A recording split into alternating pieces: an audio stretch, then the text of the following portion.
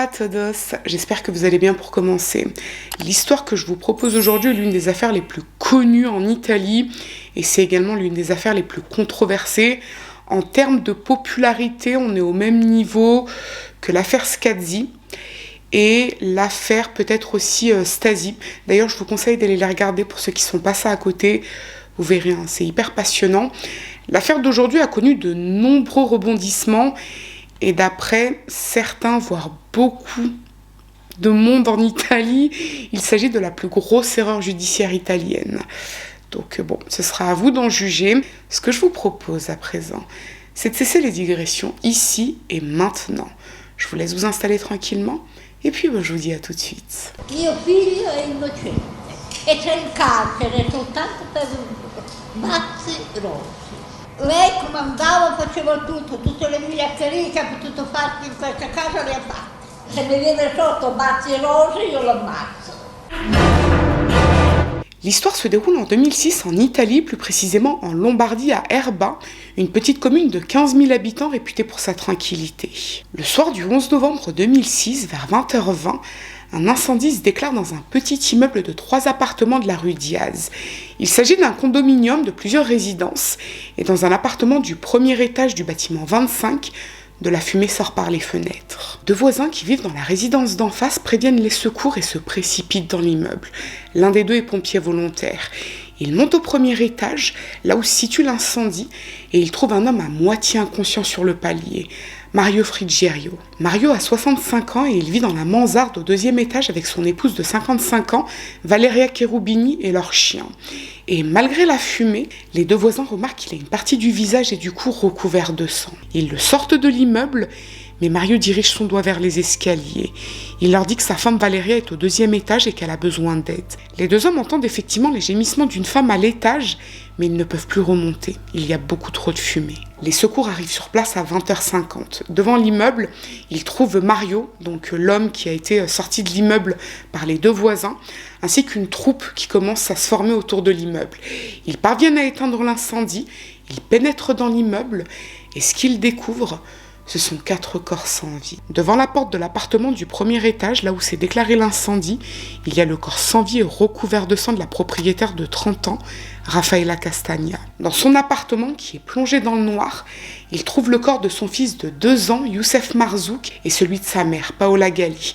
Elle était âgée de 60 ans. Les pompiers montent ensuite au 2e étage, et dans le salon de la mansarde, ils découvrent le corps sans vie et recouvert de sang de l'épouse de Mario, Valeria, ainsi que leur chien. Lui aussi est mort. Au rez-de-chaussée de la petite résidence, il y a également un appartement occupé par un couple, Rosa et Olindo Romano, mais ils ne sont pas chez eux. Et la première chose qui saute aux yeux des pompiers, c'est que ces personnes ne sont pas mortes à cause de l'incendie. Par chance, les corps ne sont pas brûlés. L'incendie a été rapidement maîtrisé, même s'il a fait de gros dégâts sur le plan matériel.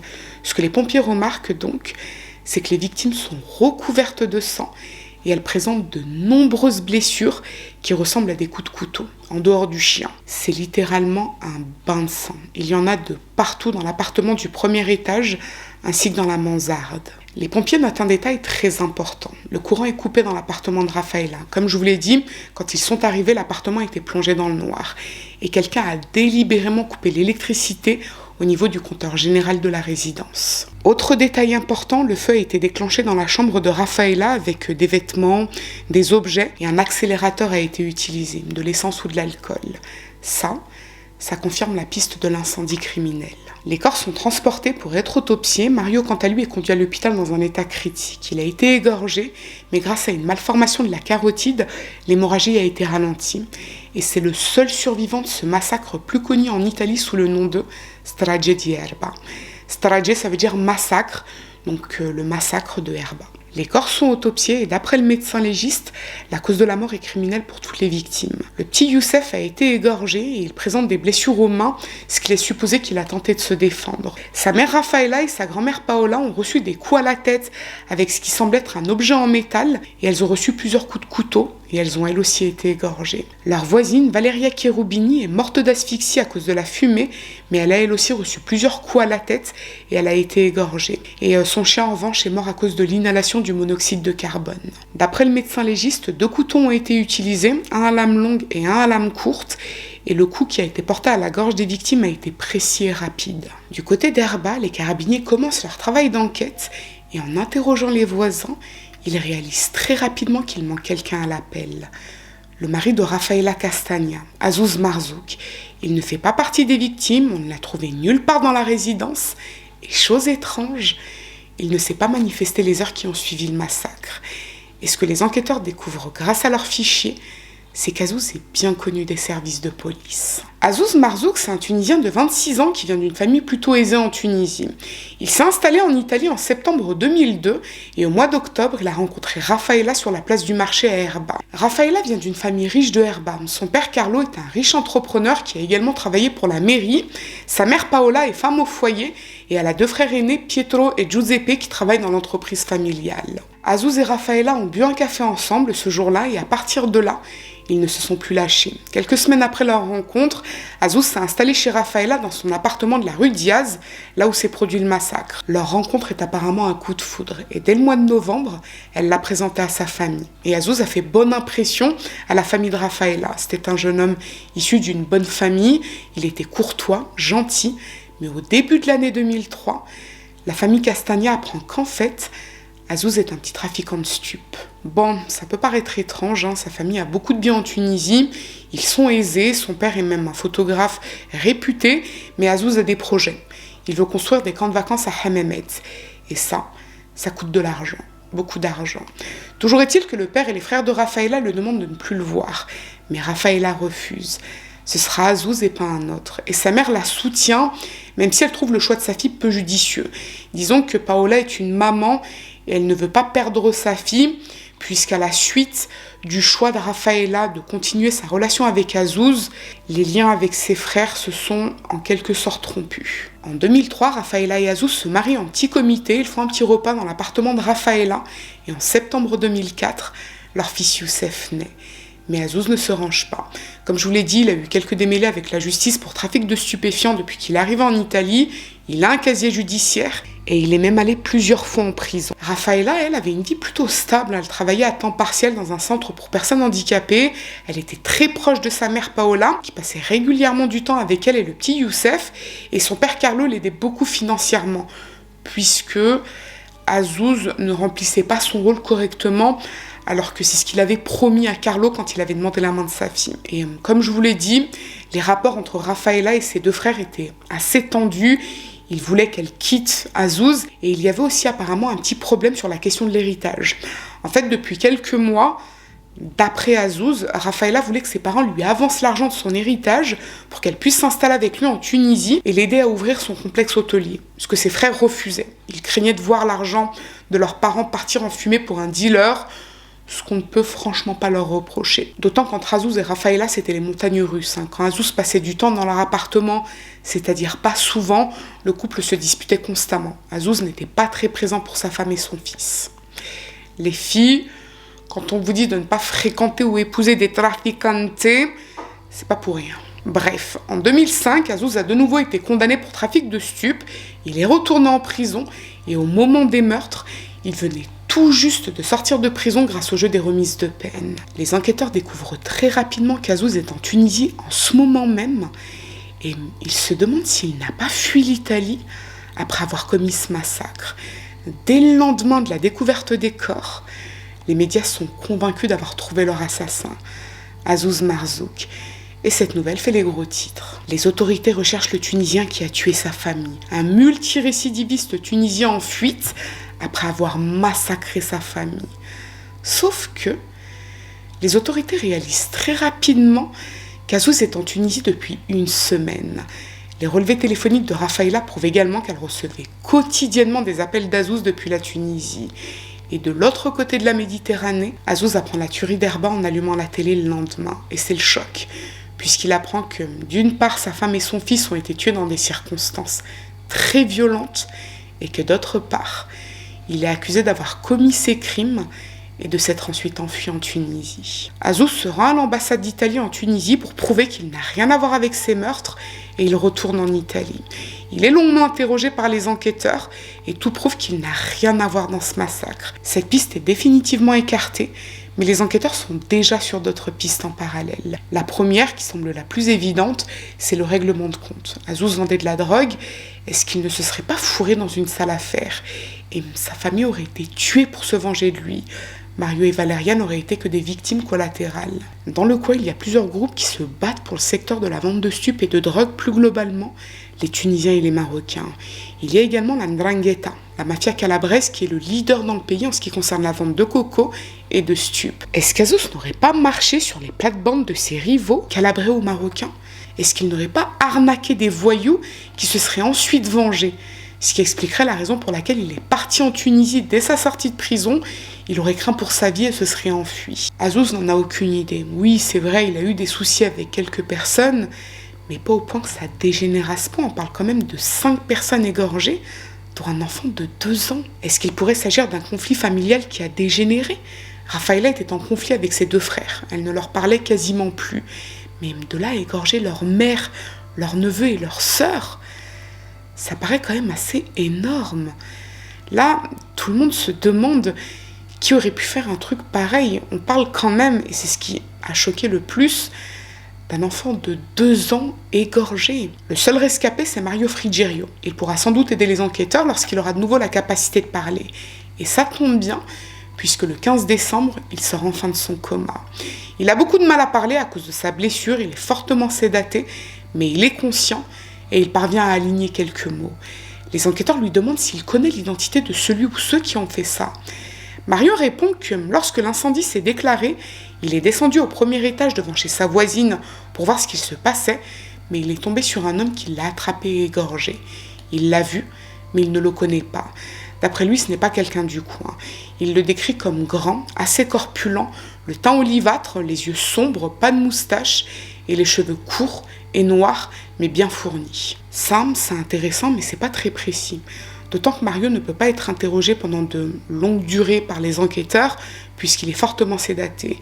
Cela dit, le parquet travaille en amont sur une autre piste. Les voisins du rez-de-chaussée de la petite résidence, Rosa Badzi et Olindo Romano. Rosa est une femme de ménage de 43 ans, Olindo est un reaper de 44 ans, et le soir de l'incendie, ils n'étaient pas chez eux. Ils sont rentrés chez eux quelques heures après l'arrivée des secours. Mais écoutez ça. Le lendemain de la tuerie, les enquêteurs se sont rendus au condominium pour interroger tout le voisinage, entre autres les voisins qui n'étaient pas présents la veille. Ils ont frappé chez Rosa et Olindo, le couple leur a ouvert et ils ont expliqué qu'ils ne se trouvaient pas chez eux toute la soirée de la veille parce qu'ils étaient sortis dîner dans la ville de Qom. C'est une ville à environ 30 minutes en voiture d'Herba. Et alors que les enquêteurs ne leur ont pas demandé de preuves, ils leur ont spontanément tendu un ticket de caisse d'un McDonald's pour leur prouver qu'ils avaient un alibi au moment des meurtres. Le ticket indique 21h37. Les enquêteurs avaient trouvé ça bizarre parce que ils voulaient simplement savoir s'ils avaient vu ou entendu quelque chose de particulier. Mais ce qui les a le plus troublés, c'est qu'Olindo avait de gros hématomes sur le bras et les mains, et Rosa avait un pansement au doigt avec des taches de sang séchées. Dans la mesure où les enquêteurs avaient trouvé leur attitude assez étrange, ils avaient vérifié de leur côté s'il y avait des choses à savoir les concernant, et ce qu'ils ont découvert, c'est que depuis 3 ans, c'était la guerre entre Rosa et Rafaela. Les 2 femmes se détestaient. Un conflit de voisinage classique, mais qui avait rapidement dégénéré. Rafaela Castagna vivait juste au-dessus de chez Olindo et Rosa. Et Rosa lui reprochait quotidiennement de faire trop de bruit chez elle. Elle lui reprochait de mettre de la musique trop fort, de recevoir trop de monde. Et Rafaela considérait qu'elle avait quand même le droit de vivre un peu merde. Oui, c'est vrai, elle recevait du monde, elle recevait des amis d'Azouz, elle recevait même sa mère. Son fils Youssef faisait du bruit lorsqu'il pleurait ou lorsqu'il jouait. Mais bon, elle était chez elle, elle était propriétaire elle aussi. Pour vous donner un exemple, lorsque Rafaela et Azouz ont donné une petite fête de mariage dans l'appartement en 2003, Rosa est montée les embrouiller parce que les gens faisaient trop de bruit en marchant. Olindo participait lui aussi à ce conflit. Il était du côté de sa femme, mais c'était surtout Rosa qui s'en prenait à Rafaela. Et c'est quand même parti dans des délires assez absurdes. Pour vous donner un petit exemple, quelques mois avant le massacre, Olindo et Rosa ont suivi Rafaela en voiture alors qu'elle se rendait au travail. Ils cherchaient à l'intimider. Et Rafaela avait déposé plainte. Rosa s'en prenait même au petit Youssef quand le petit garçon faisait du vélo dans la cour de la résidence. Rosa lui criait dessus. Et c'est pas tout, puisque les deux femmes en sont même venues aux mains. Le 31 décembre 2005, soit un an avant le massacre, Rafaela a déposé plainte contre Olindo et Rosa pour agression verbale et physique. Rosa et Olindo seraient montés chez elle parce qu'elle faisait trop de bruit et Rosa l'aurait frappée. Et tenez-vous bien, le procès devait se tenir 3 jours après la tuerie. Ce que les enquêteurs découvrent également, c'est que les jours qui ont suivi les meurtres, Rosa a littéralement changé. Tous ses voisins l'ont trouvée soudainement plus sereine, plus sympathique, ce qui est complètement fou, parce que jusque-là, d'après les témoignages des voisins, s'il y a bien un mot qui ne définissait pas Rosa, c'était le qualificatif sympathique. Ça, pour le parquet, c'est une piste très intéressante. Le couple est mis sur écoute pendant plusieurs semaines, tout comme l'entourage de la famille Castagna, et ce qu'il en ressort, c'est le néant. Mais le néant au sens propre. Olindo et Rosa ne parlent jamais des meurtres, pas une seule fois. Leurs voisins ont été massacrés dans le même immeuble, un enfant de 2 ans a été égorgé, et ils n'abordent jamais le sujet. Alors oui, en soi, c'est pas un crime de s'en battre les steaks de la mort de ses voisins, surtout quand on entretient de très mauvais rapports avec eux. Mais le parquet trouve ça quand même assez étrange que le seul couple rescapé de cette tuerie soit précisément le couple qui entretenait d'aussi mauvais rapports avec les autres victimes. Le 20 décembre, le rescapé Mario est de nouveau interrogé, mais par le commandant Gallorini, qui est en charge de l'enquête. Et cette fois, il déclare que c'est son voisin Olindo qui l'a agressé. Ok, mais pourquoi est-ce que le 15 décembre, lorsqu'il a été interrogé pour la première fois, il a dit qu'il ne connaissait pas l'identité de son agresseur? Olindo, c'est quand même son voisin. Il l'aurait forcément reconnu. Alors, d'après les experts, Mario a eu une amnésie rétrograde avant de finalement retrouver ses souvenirs.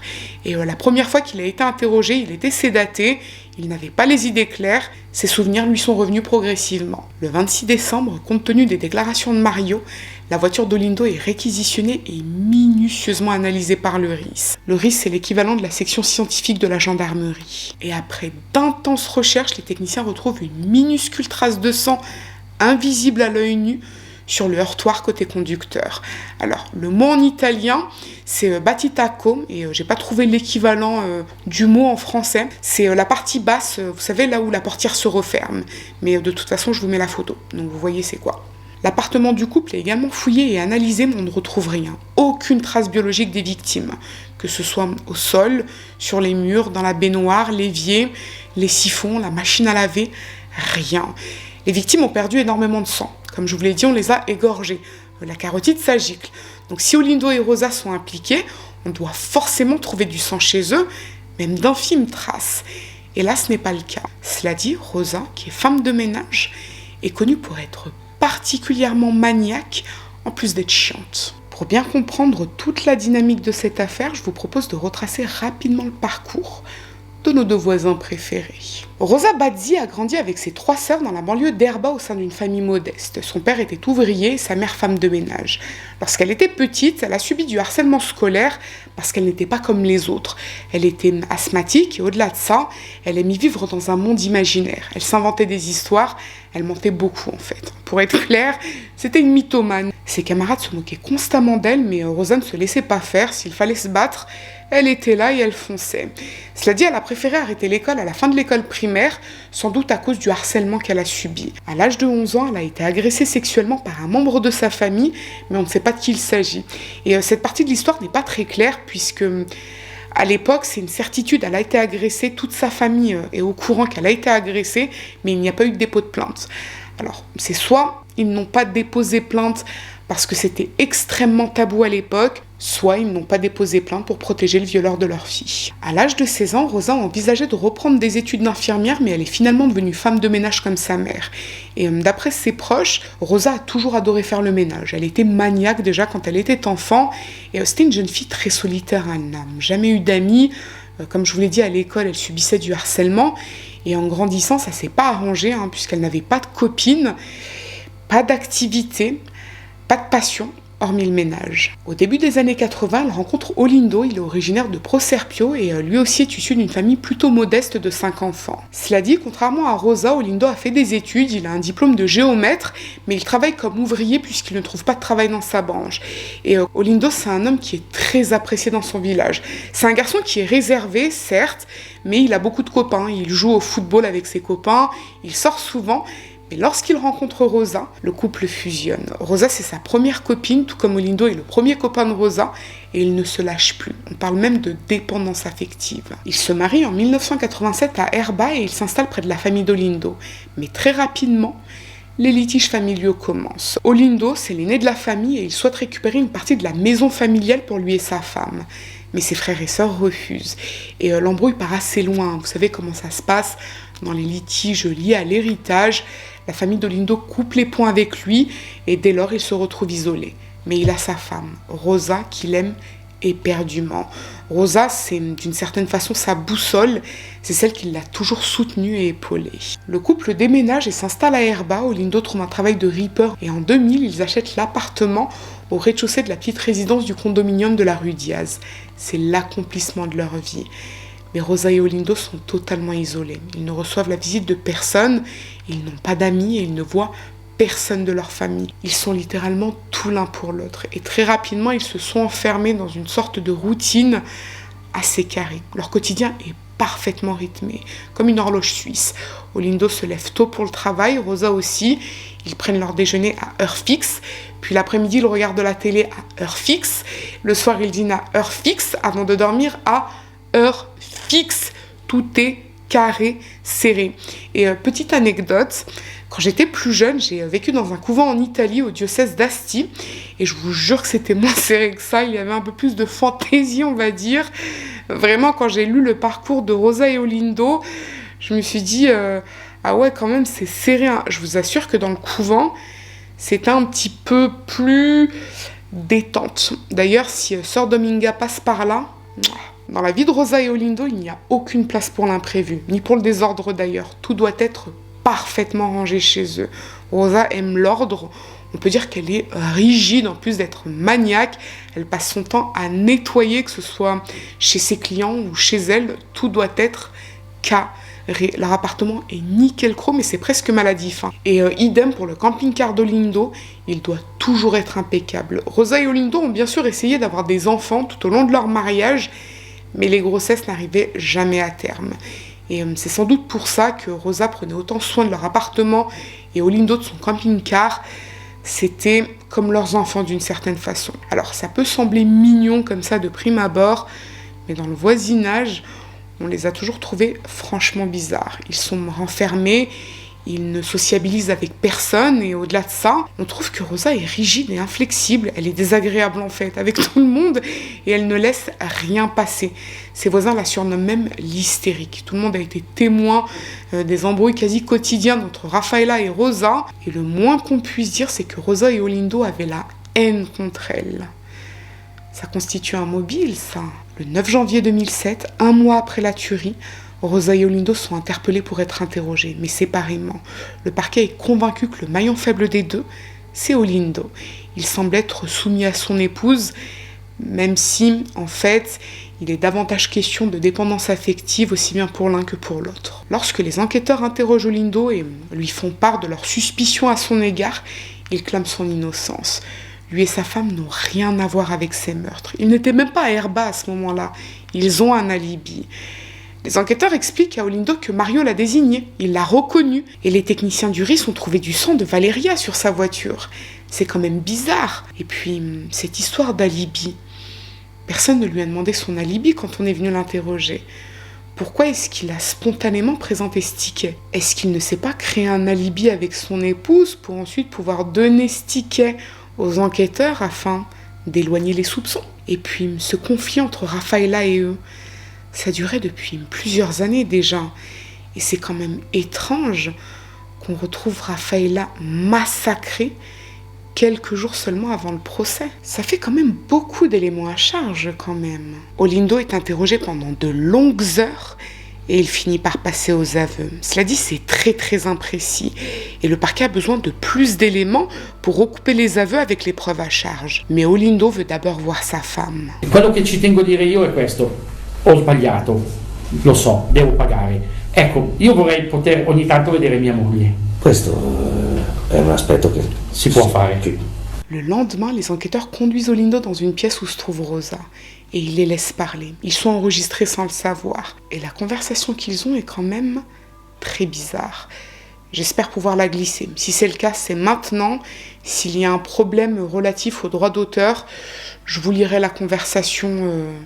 Je vous l'incrusterai pendant la vidéo. Ciao, come stai? Ascolta. Sì.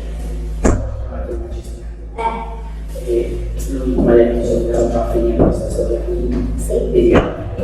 Non c'è niente. Cosa? Non c'è niente. Non c'è niente. Così io ho pensato a questo. Non c'è niente, Oli. È tutto stato una cosa che hanno fatto tutto loro. Ancora adesso tornano in piedi. Loro me l'ho ripetuto 100 volte. Allora mi ha spiegato la situazione del povero. Ok. Mi ha spiegato bene. Ok. Loro ci tengono qui dentro la terminata. Sì. Se per disgrazia trovo qualche cosa, un processo, se invece confessi, c'hai gli attenuanti del tuo sbagliato, dici la verità, quando non c'entra niente, eccetera, che vado solo alluviare, e non becchi niente, Non è e vero, io Oli. vedo gli attenuanti, finisce tutta la storia. Non è vero, Oli. Non so, c'è la prospettiva qui, allora io adesso devo decidere o continuare così, o continuare per 5-6 mesi, dentro quintato per loro fare eccetera. Come stai? Io ti dico la verità, dentro non posso più. Sono io sono in isolamento. Anch'io. Non lo so. O se no continuare così e lasciare fare quello che devono fare e dopo prendere poi quello che si prende, o se no si dice, si fa la confessione. Ma che cosa c'è da confessare? Non siamo stati... Lo so, però aspetta, per tagliare le gambe al topo, metti che sono stato io. Ma quando sei andato su, Oli? Dimmi quando sei Non andato so su. cosa va a finire questa storia qui. Ma perché devi dire che non è vero niente, Oli? Sai che non è vero niente tutta questa cosa? Ancora adesso io lo dico e torno sempre a ripetere. Ti pesa così tanto? Stato dentro, sì. Cosa vuoi fare? Non lo so. Se facciamo così otteniamo anche dei benefici, qualche cosa per vai a casa. Ma cosa vado a casa a fare, Oli? Vuoi che esco di qui e mi butto sotto un treno? No, quello no, Ciccia. Non lo so, non so. Anche Ciccia, anche tu. Non lo so neanche cosa fare. Allora ascoltami, Ciccia. Non è vero! Lo prego, Gianluigi, non è vero! C'è cosa?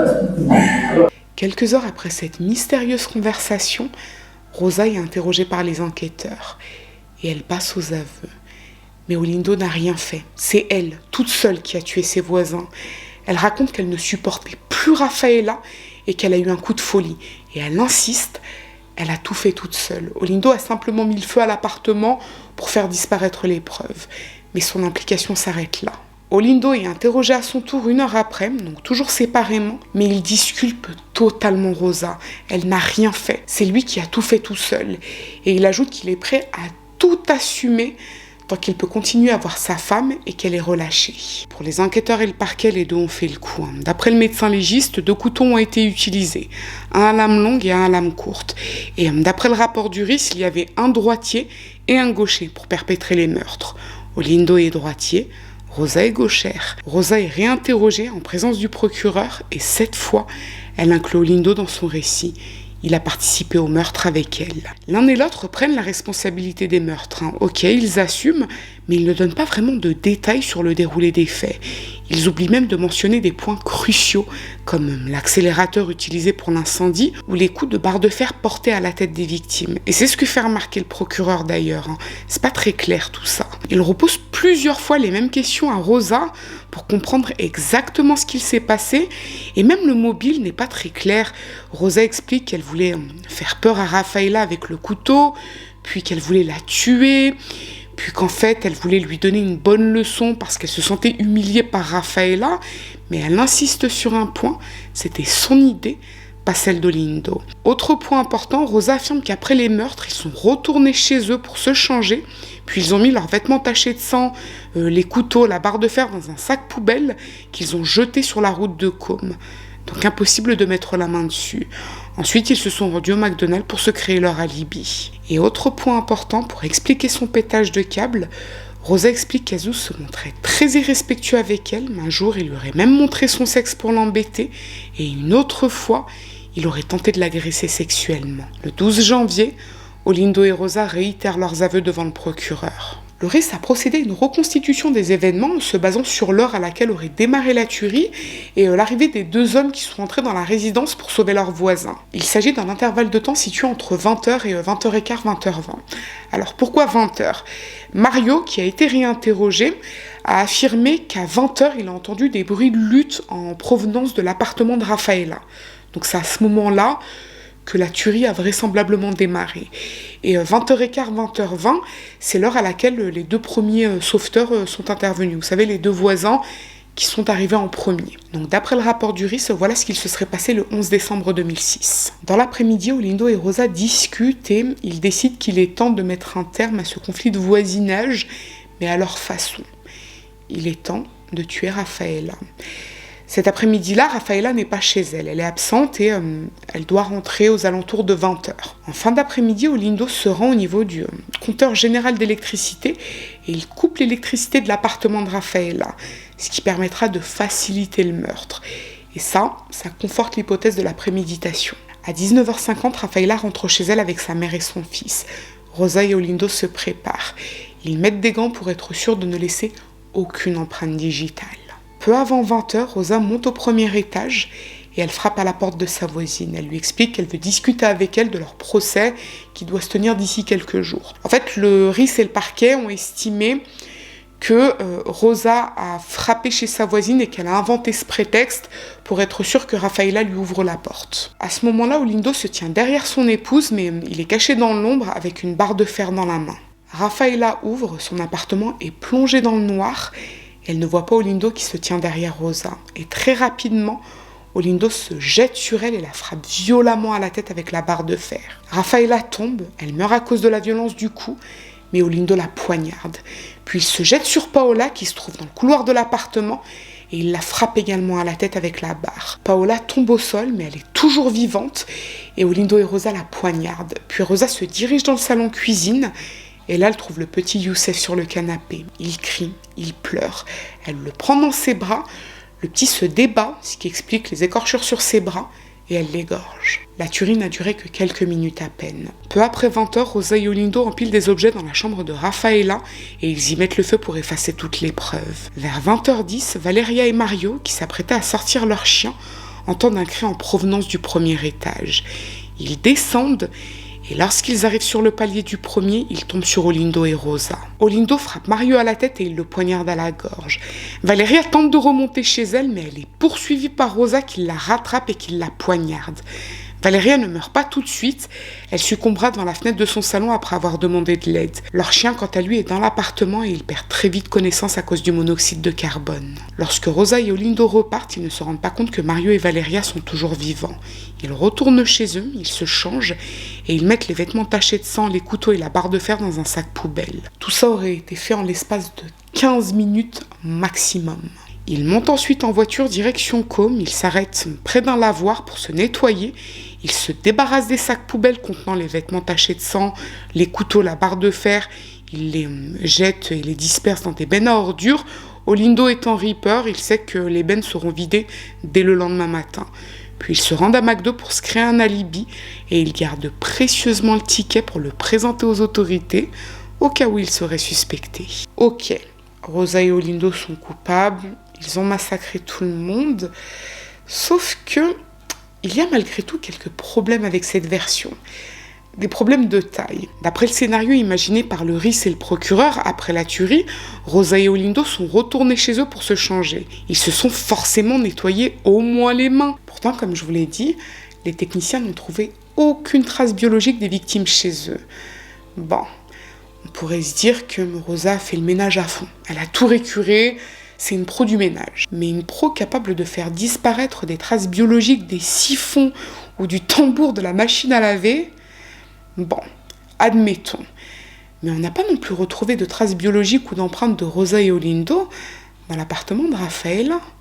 Bon, là on pourrait se dire que dans la mesure où ils ont mis le feu à l'appartement, ça peut s'expliquer, d'autant qu'ils portaient des gants, d'après le scénario du RIS. Pourtant, on a retrouvé des empreintes et des traces biologiques des victimes dans l'appartement.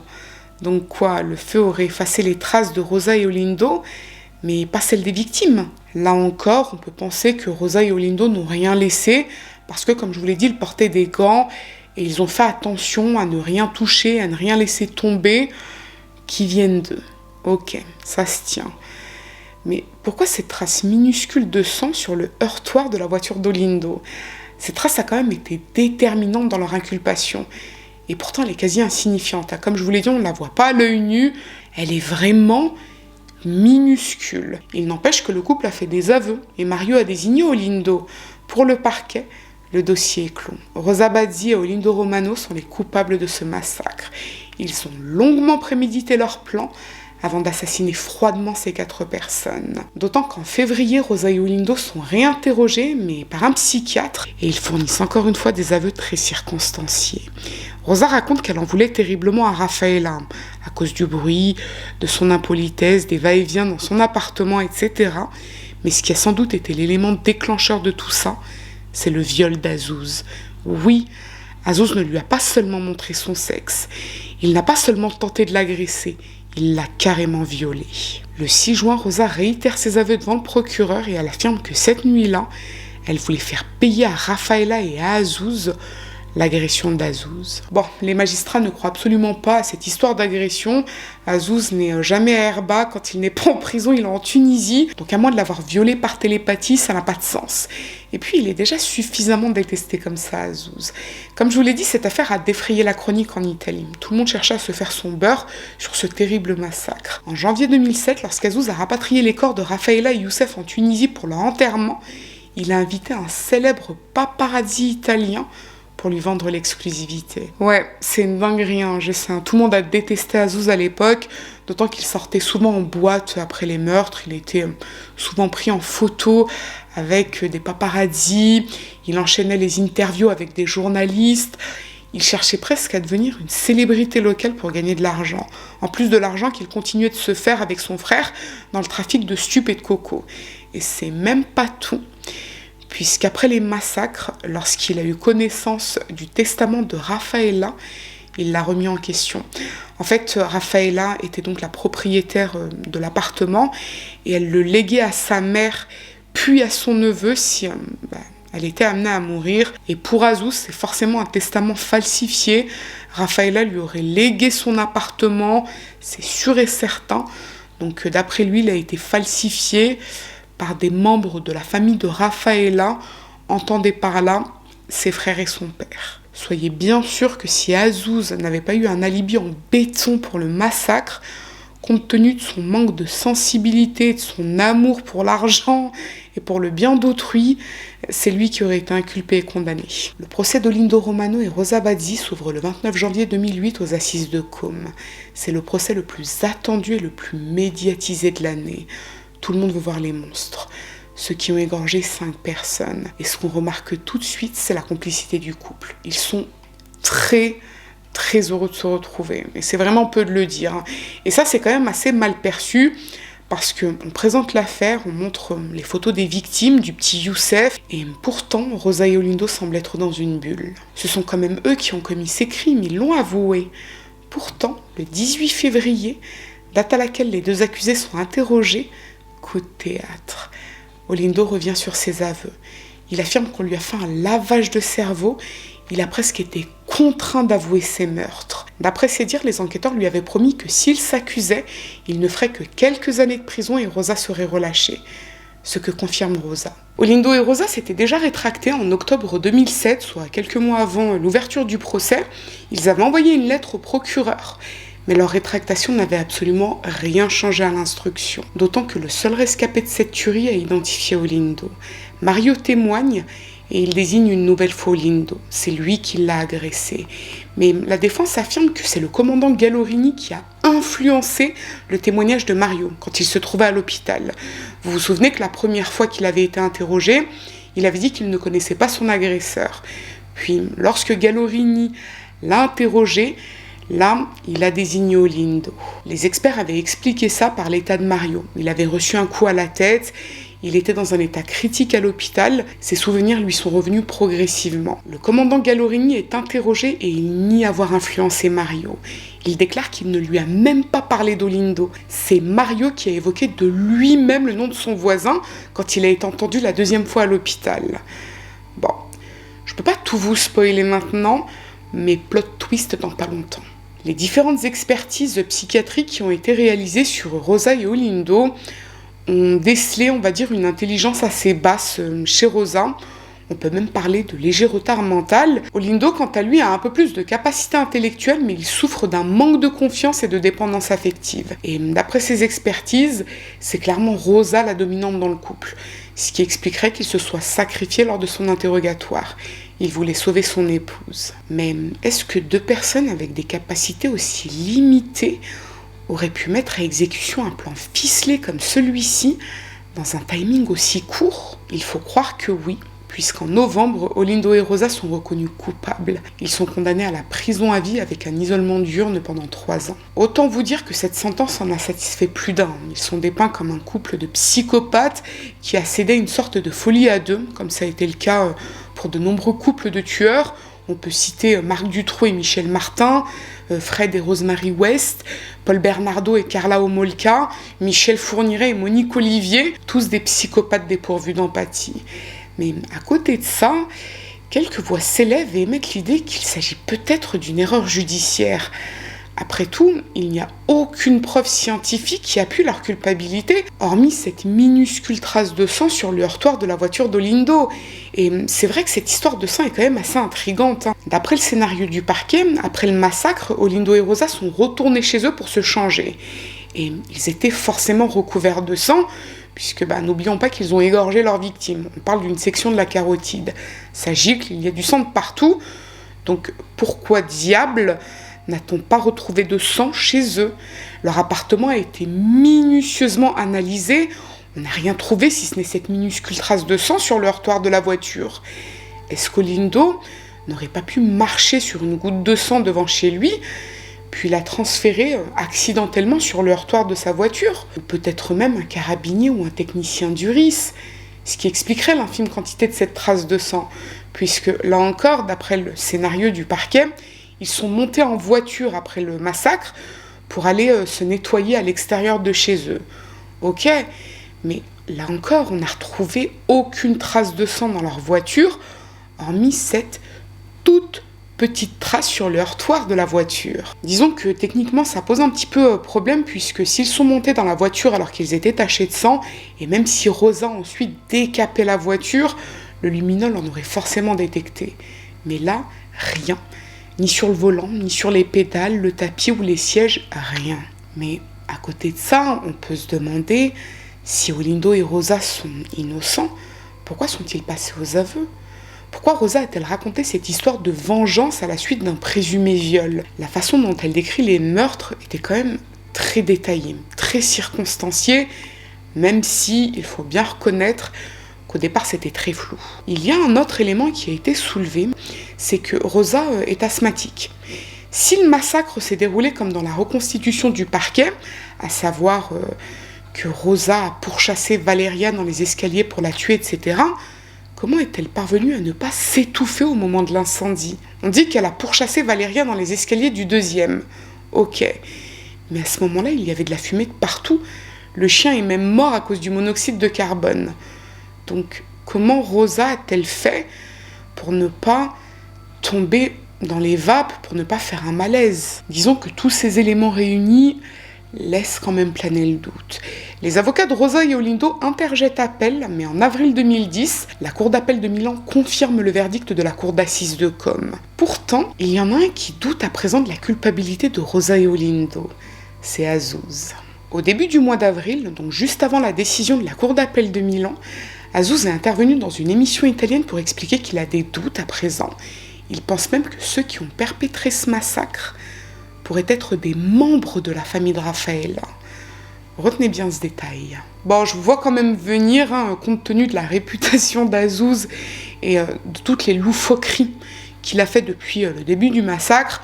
On peut se demander s'il est sincère. Est-ce qu'il n'essaie pas plutôt de se faire un petit billet au passage ? Alors c'est possible, il n'en serait pas à son coup d'essai, mais il y a quand même un point qui laisse penser qu'il est peut-être sincère.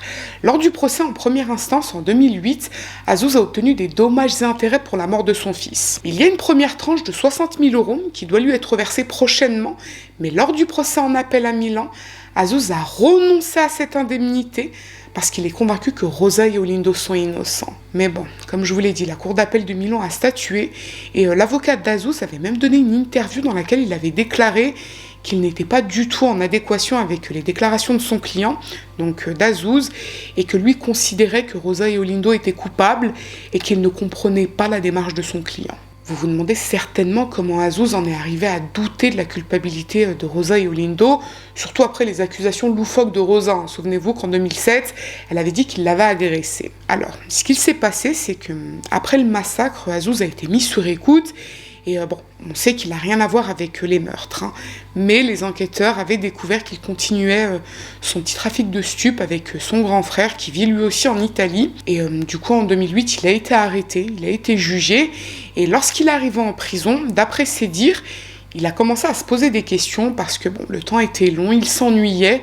Il a repris toute l'affaire, il a lu des articles, il a regardé des émissions. Et en se replongeant dans le massacre d'Erba, il s'est rendu compte qu'il y avait certains trucs qui ne collaient pas et que Rosa et Olindo ne pouvaient pas être coupables. Alors, quand il est sorti de prison en 2009 ou 2010, si je vous dis pas de bêtises, il s'est remarié, il a eu des enfants, mais il veut obtenir la vérité sur la mort de son fils et de sa première femme. En mai 2011, les avocats de la défense se pourvoient en cassation. Et ils apportent notamment le témoignage d'Azouz, qui, comme je vous l'ai dit, doute de la culpabilité de Rosa et Olindo, mais la Cour de cassation confirme à son tour le verdict de la Cour d'assises. Les avocats saisissent ensuite la Cour européenne des droits de l'homme, mais en 2012, la Cour rejette leur recours puisqu'elle se considère incompétente pour cette affaire. Alors cette information, il faut malgré tout que je la vérifie parce que je l'ai retrouvée que dans une source, donc je vais vérifier et puis si je trouve la source, plusieurs sources qui confirment que la Cour européenne des droits de l'homme a rejeté leur recours, je vous l'épingle. Si je ne trouve pas, considérez que cette information est à prendre avec des pincettes. Entre-temps, les avocats de Rosa et Olindo ont repris tout le dossier pour tenter de trouver de nouveaux éléments, puisqu'ils ont bien compris que, dans la mesure où leurs recours en appel et en cassation ont été rejetés, il faut qu'ils apportent des éléments quand même plus solides pour pouvoir demander la révision du procès. Donc ils reprennent le dossier et en 2014, ils déposent un recours en révision et ils demandent que de nouvelles analyses soient faites sur des objets retrouvés dans l'appartement en 2006 qui n'avaient pas été expertisés. Il y a entre autres un briquet, certainement celui qui a permis de mettre le feu à l'appartement, un trousseau de clés, un portable et un cheveu retrouvé sur le petit Youssef. Tous ces éléments, à l'époque, n'avaient pas été analysés par le RIS et ça, c'est quand même assez étonnant parce que ça aurait peut-être permis de retrouver des empreintes digitales ou des traces biologiques. Les scellés en question sont conservés au tribunal de Com. Donc les avocats envoient une demande pour pouvoir les faire analyser. Et là, on assiste à ce que j'appelle une mascarade sans nom. Alors, le tribunal de Com se déclare incompétent et renvoie les avocats auprès de la cour d'appel de Brescia, puisque c'est la cour d'appel qui est censée donner son aval pour l'expertise des scellés. Les avocats envoient une requête à la cour d'appel de Brescia, mais la cour d'appel de Brescia renvoie les avocats vers le tribunal de Com, puisqu'elle serait elle aussi incompétente, dans la mesure où Rosa et Olindo ont été jugés en première instance à Com, Ce serait au tribunal de Côme de délivrer ce fameux document qui permettrait l'analyse des scellés. Là, clairement, les deux tribunaux se renvoient la balle et ça prend un temps fou puisque les procédures s'étalent sur plusieurs années. Et ça, c'est quand même fortement préjudiciable dans une affaire pénale comme celle-ci. Si la découverte de nouveaux éléments permet la réouverture du procès, on pourra de nouveau interroger les témoins capitaux de l'époque, comme Mario Frigerio. Malheureusement, le seul rescapé et seul témoin de cette tuerie décède des suites d'une longue maladie en septembre 2014 à l'âge de 73 ans. Les avocats saisissent alors la Cour de cassation qui accepte en avril 2017 que les scellés qui n'avaient pas été examinés à l'époque soient analysés. Et c'est à la Cour de Brescia que revient la compétence de pouvoir autoriser ces analyses. En gros, le tribunal de Brescia doit remettre un document qui permettrait ensuite de pouvoir récupérer les scellés au tribunal où ils sont conservés et pouvoir ensuite les faire analyser. Toujours est-il que le tribunal de Brescia, qui est donc le tribunal compétent, répond favorablement à leur demande en novembre 2017 et l'analyse des scellés est autorisée au mois de juillet 2018. Donc au mois de juillet 2018, les avocats de Rosa et Olindo obtiennent le document qui leur permettent de pouvoir se rendre au tribunal de Côme pour récupérer les scellés. Mais le lendemain, lorsque les avocats se rendent au tribunal de Côme, on leur dit que les scellés ont été détruits. Bon, j'espère avoir été claire et j'espère que je vous ai pas dit de bêtises, mais en tout cas c'est ce que j'ai lu. D'ailleurs cette histoire est allée quand même assez loin, puisqu'elle est remontée jusqu'au ministère de la Justice, qui avait promis à l'époque de faire toute la lumière sur la destruction des scellés. Et à ce jour, je ne sais pas s'il a pu faire toute la lumière sur la destruction des scellés. Entre-temps, en mai 2018, Carlo Castagna, donc le père de Raffaella, est mort des suites d'une maladie. Et avant de mourir, il avait publiquement pardonné à Olindo et Rosa, puisqu'il considérait qu'ils étaient les responsables des meurtres. Et concernant l'appartement dans lequel a eu lieu le massacre, il en avait fait don à une œuvre de charité qui s'occupe de reloger des personnes en grande précarité. Toujours est-il que cette affaire de scellés détruits sans aucune raison par le tribunal de Côme relance l'intérêt autour de cette affaire, à tel point que dès le mois de septembre 2018, l'émission Les Iene propose plusieurs numéros sur cette histoire.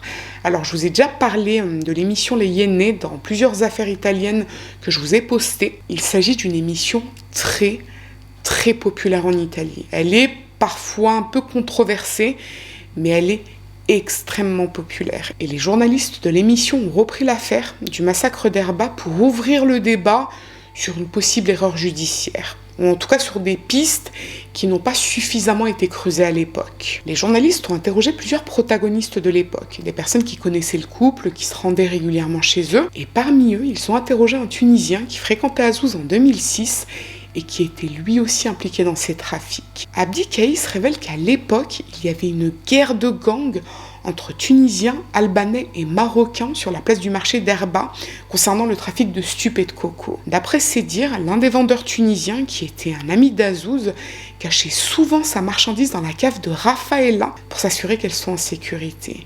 Bon, Azouz était au courant, bien sûr, et forcément, il touchait de l'argent. On appelle ça des nourrices, si je vous dis pas de bêtises. Une nourrice, c'est une personne qui conserve la marchandise des trafiquants. Abdi Kaïs ajoute qu'à l'époque, il y a eu plusieurs agressions à l'arme blanche. Des proches d'Azouz ont été poignardés par le gang des Marocains. On apprend également que lorsqu'il était incarcéré, juste avant les meurtres, Azouz a eu un différend avec un mafieux de la 'Ndrangheta en prison.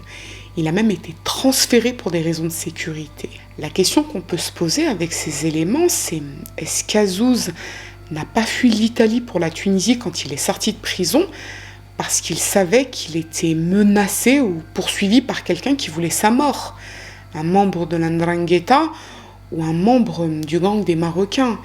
Abdi explique que le scénario le plus probable, c'est que plusieurs membres d'un gang, que ce soit un gang marocain, albanais ou même de la 'Ndrangheta, se sont rendus chez Raffaella en 2006 parce qu'ils pensaient y trouver Azouz. Et lorsque ces personnes sont montées dans l'appartement de Raffaella, ils l'ont trouvé elle, sa mère et son fils. Ils les ont tous les trois égorgés. Ils n'ont pas trouvé Azouz et Valéria et Marion ont été, on va dire, des victimes collatérales. Ce qui peut appuyer cette thèse, c'est la configuration de l'appartement. Vous vous souvenez qu'on a retrouvé Valéria morte devant la porte, la fenêtre plutôt, c'est une porte-fenêtre de son salon.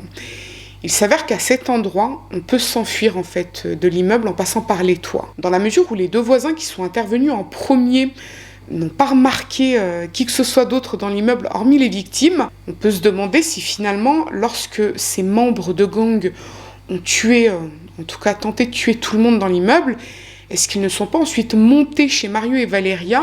Là, ils ont trouvé Valeria, ils l'ont égorgée, puis ils ont pu s'échapper par la porte-fenêtre de son salon. Ça, c'est vrai que c'est un scénario qui tient la route, d'autant qu'il y a 2 témoignages qui confortent cette théorie. À l'époque, Fabrizio Manzeni, un voisin qui vivait en face de la résidence de Raffaella, avait dit aux enquêteurs qu'aux alentours de 20h, il avait remarqué 3 hommes louches traîner en bas de la résidence. 2 des hommes étaient typés nord-africains et le 3e, il ne l'a pas vu.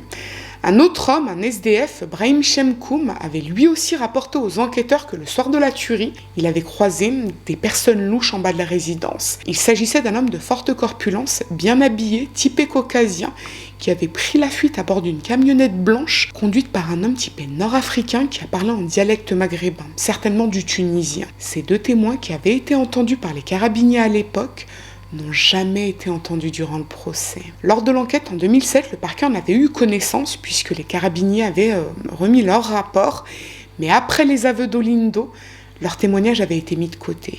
Cela dit, il y a une autre théorie qui circule, et elle est alimentée par Azouz lui-même, et elle concerne directement les frères de Raffaella, Pietro et Giuseppe, mais plus spécifiquement Pietro.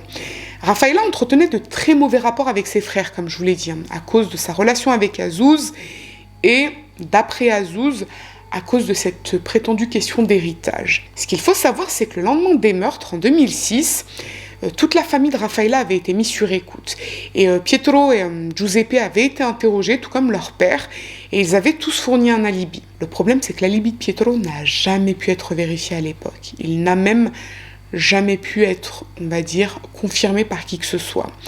Alors, ce qu'il avait dit à l'époque, c'est qu'au moment des meurtres, donc aux alentours de 20h, il était chez lui, il dormait.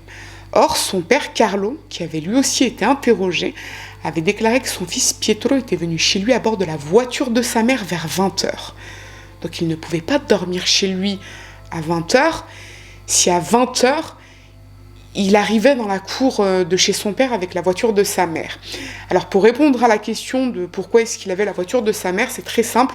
En fait, ce soir-là, Paola avait utilisé la voiture de son mari pour se rendre chez sa fille. Elle avait donc laissé son véhicule, une Panda, chez elle. Et il semble qu'à cette époque, quand Paola n'utilisait pas sa Panda, c'est Pietro qui l'a récupérée, qui l'utilisait.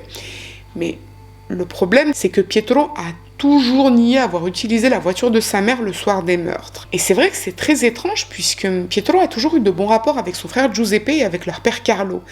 Pourtant, ils ont été interrogés à plusieurs reprises après les massacres et Carlo et Giuseppe ont toujours confirmé que c'est Pietro qui utilisait la voiture de Paola quand elle ne l'utilisait pas. Donc pourquoi est-ce que Pietro a menti en disant qu'il n'utilisait jamais la voiture de sa mère ? En fait, c'est un mensonge bas de gamme, c'est un mensonge bizarre, c'est un mensonge qui n'a pas d'incidence en soi. Donc pourquoi est-ce qu'il a menti ? Et s'il n'était pas chez lui au moment des meurtres, ce qui est vraisemblable compte tenu des déclarations de Carlo, où est-ce qu'il se trouvait ? Bon, je sais que cette partie de l'histoire est un petit peu compliquée, ça peut être un petit peu confus aussi pour vous, et je ne vais pas non plus énormément m'étaler parce qu'il y a eu beaucoup de déclarations, de mensonges, etc. Gardez en tête que Pietro a menti concernant l'utilisation de la voiture de sa mère. Il l'utilisait, il n'y a pas de doute là-dessus, et il a probablement menti sur son alibi. Et la question qu'on peut se poser, c'est pourquoi ? Il y a un autre point qui a été soulevé dans l'une des émissions des Yéné, c'est justement la voiture de Paola, la Panda. Il s'avère que quelques jours après les meurtres, à peine Pietro en a fait don à un couvent, comme s'il voulait s'en débarrasser le plus vite possible. Alors, on est d'accord que ces éléments ne sont pas non plus hyper significatifs, ça ne fait pas de Pietro un tueur, d'autant qu'il a quand même perdu sa mère, sa sœur et son neveu dans des circonstances très violentes, mais c'est pas tout. On découvre quelque chose de quand même très perturbant au niveau des écoutes téléphoniques des carabiniers. Vous savez, quand il y a eu les massacres, comme je vous l'ai dit, tout le monde a été mis sur écoute, c'est la procédure classique, et quelques jours après les massacres, Pietro a eu une conversation avec l'un de ses amis qui dépasse l'entendement. Dans cette écoute téléphonique, ce que l'on entend, c'est Pietro qui discute avec l'un de ses amis et qui fait des blagues de très, très mauvais goût sur le massacre d'Erba. Donc la tuerie durant laquelle sa mère, sa sœur et son neveu de 2 ans ont perdu la vie. Si je peux vous glisser l'audio, c'est maintenant, sinon si je ne peux pas pour des raisons, on va dire, de droit d'auteur, je vous lis rapidement quelques lignes. Non passare davanti alla gabbia perché c'è un incidente. Ma dai? È stato giusto. Io sto per fare la battuta loro perché cioè, poi volevo fare delle battute tremende, ma il caso noi adesso fate piste, facevo di tutte pieni nere. Oppure lo vedi, però guardi, io so chi è stato, la franzone. Les journalistes des Yéné ont bien sûr proposé aux frères de Rafaela de témoigner pour éclaircir certains détails troublants, mais ils ont toujours refusé. Et ils ont même publié un communiqué de presse sur leurs réseaux sociaux dans lequel ils déplorent l'orientation de l'émission et surtout les suspicions autour de Pietro. Au mois de décembre 2018, donc quelques semaines après la diffusion du premier reportage des Yéné, Giuseppe et Pietro Castagna accordent une interview à Franca Leosini pour son émission très populaire Storie Maledette. Et je vous en ai aussi souvent parlé de Storie Maledette quand je vous parlais d'affaires en Italie. C'est très, très populaire et disons que contrairement aux Yéné, il y a quand même une dimension peut-être un peu plus sérieuse pour Storie Maledette, puisque Franca Leosini, c'est une journaliste italienne qui est quand même assez réputée. Son émission est beaucoup plus sobre que les Yéné. Les Yéné, on va dire que c'est un peu plus satirique. Toujours est-il que lors de l'émission Storie Maledette, Giuseppe et Pietro se défendent, bien évidemment. Ils ne sont pas impliqués dans ce massacre, et d'après eux, les coupables sont derrière les barreaux. Olindo et Rosa. Et ils reviennent sur toutes ces histoires d'héritage, ils reviennent sur l'histoire entre Azouz et Rafaela. Et oui, ils admettent qu'effectivement, ils n'appréciaient pas Azouz parce qu'il vendait des stupes, parce qu'il n'était pas présent. Et ils pensaient qu'ils voulaient profiter de leur sœur. Et concernant la question autour de l'héritage, apparemment, ce sont des fabulations de la part d'Azouz. Il n'était pas question que Rafaela récupère une partie de son héritage pour s'expatrier en Tunisie. D'ailleurs, ils disent à un moment « Mais vous croyez vraiment que notre famille aurait accepté de lui donner autant d'argent alors qu'elle était maquée avec un vendeur de stupes multirécidiviste ?» Bon, c'est vrai que ça se tient. Après, comme je vous l'ai dit, c'est quand même Azouz qui a ouvert, on va dire, cette piste de l'implication des frères de Rafaela dans cette tuerie.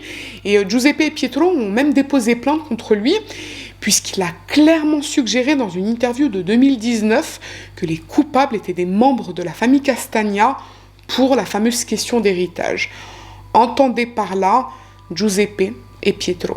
Et Azouz a été jugé, il a été reconnu coupable de diffamation et il a été condamné à leur reverser 70 000 € de dommages et intérêts et 2 ans de prison. Bon, l'interview des frères de Rafaela n'a pas vraiment eu l'effet escompté. Ils sont peu appréciés, Pietro et Giuseppe. Je pense que ça a vraiment un lien avec l'écoute téléphonique durant laquelle Pietro se moque quasiment de la mort de ses proches. Et ils ne sont pas non plus parvenus à convaincre que c'était vraiment Olindo et Rosa les coupables, parce que, comme je vous l'ai dit, les Yéné ont sorti plusieurs émissions sur cette affaire et ils sont revenus sur toutes les bizarreries de l'enquête. Et je peux vous assurer qu'il y en a eu beaucoup. D'ailleurs, place au plot twist de l'enfer dont je vous avais parlé un peu plus tôt. Vous vous souvenez que durant le premier procès en 2008, les avocats de Rosa et Olindo avaient affirmé que c'était le commandant Gallorini qui avait influencé le témoignage de Mario, le rescapé. Et c'est la raison pour laquelle il aurait ensuite accusé Olindo. Gallorini avait été interrogé durant le procès et il avait nié, forcément. Ce que l'on apprend, c'est que lorsque Mario était à l'hôpital et qu'il a été réinterrogé par Gallorini au mois de décembre 2006, c'est Gallorini lui-même qui lui a demandé à plusieurs reprises si son agresseur était Olindo. Jusque-là, Mario n'en avait jamais fait mention. Et après cette audition avec Gallorini, Mario s'est soudainement souvenu qu'en effet, c'est son voisin qui l'avait agressé. Si ça, c'est pas une loufoquerie de l'enquête, qu'est-ce que c'est ? Mais Olindo et Rosa ont épuisé tous les recours possibles. L'appel, la cassation et vraisemblablement la Cour européenne des droits de l'homme. Mais en mars 2023, coup de théâtre. Cugno Tarfusser, qui est procureur général à la Cour d'appel de Milan, dépose une demande de révision pour le procès d'Olindo et Rosa. Cugno Tarfusser, c'est une figure très importante en Italie puisqu'il a été juge à la CPI. La CPI, c'est la Cour internationale qui a d'ailleurs récemment lancé un mandat d'arrêt contre le criminel de guerre Netanyahou. Donc autant vous dire que Tarfusser, ce n'est pas n'importe qui. Il a du poids dans la magistrature italienne. En décembre 2023, les Iénais proposent un nouveau numéro sur toute cette affaire avec bien évidemment toutes les mises à jour et avec de nouvelles interviews de Rosa et Olindo. Alors malheureusement, je ne pourrai pas vous incruster de morceaux puisque il y a des droits d'auteur et les Iénais sont quand même assez serrés avec cette histoire de droits d'auteur. Des fois, j'essaie de passer entre les mailles du filet, mais c'est quasiment impossible d'incruster des passages de l'émission. Toujours est-il que l'émission relance de nouveau l'intérêt autour de toute cette affaire et surtout autour de toutes les erreurs procédurales commises par la gendarmerie en 2006. En mars 2024, soit tout récemment, la Cour d'appel de Brescia accède à la demande de Cugno Tarfusser et elle accepte de se réunir pour discuter de la révision du procès avec les nouveaux éléments apportés par les avocats de Rosa et Olindo. Il n'y aura pas les scellés détruits par le tribunal de Côme, bien sûr, mais il y a les témoignages des deux hommes qui ont aperçu des jeunes en bas de la résidence vers 20h, le 11 décembre 2006, les incongruités dans les déclarations de Rosa et Olindo, les différentes pistes qui n'ont pas été creusées suffisamment par les carabiniers. Enfin, il y a tout un tas de choses qui pourraient permettre la tenue d'un nouveau procès. Les juges se sont réunis le 10 juillet 2024, il y a 10 jours environ, et ils ont rendu leur décision. Le verdict et la sentence sont confirmés. Il n'y aura pas de nouveau procès. Da parte vostra c'è delusione dopo tutti questi anni di lavoro? C'è molta amarezza ovviamente, no? Come, insomma, quando un provvedimento è di questo genere, naturalmente c'è anni di lavoro, quindi c'è amarezza da parte nostra ovviamente, certo. À ce jour, Rosa et Olindo continuent de purger leur peine dans les prisons de Bollate et Opera. Ils sont toujours mariés, mais ils sont autorisés à se voir tous les 15 jours lors de visites supervisées. Ils maintiennent qu'ils sont innocents et ils espèrent qu'un jour, leur procès sera révisé. Voilà tout pour cette étrange affaire. Un massacre durant lequel 4 personnes, dont un enfant de 2 ans, ont brutalement été assassinées. Une soirée de décembre 2006. Offese, pregiudizi.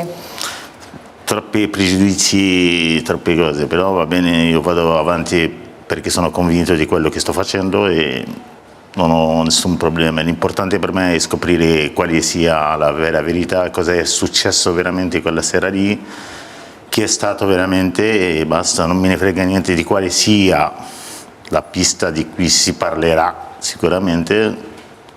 L'importante è che esca fuori Io non temo niente, non ho niente da nascondere, perciò voglio soltanto la verità per tutte quelle 4 vittime. Nel senso che possono riposare veramente et finalement in pace.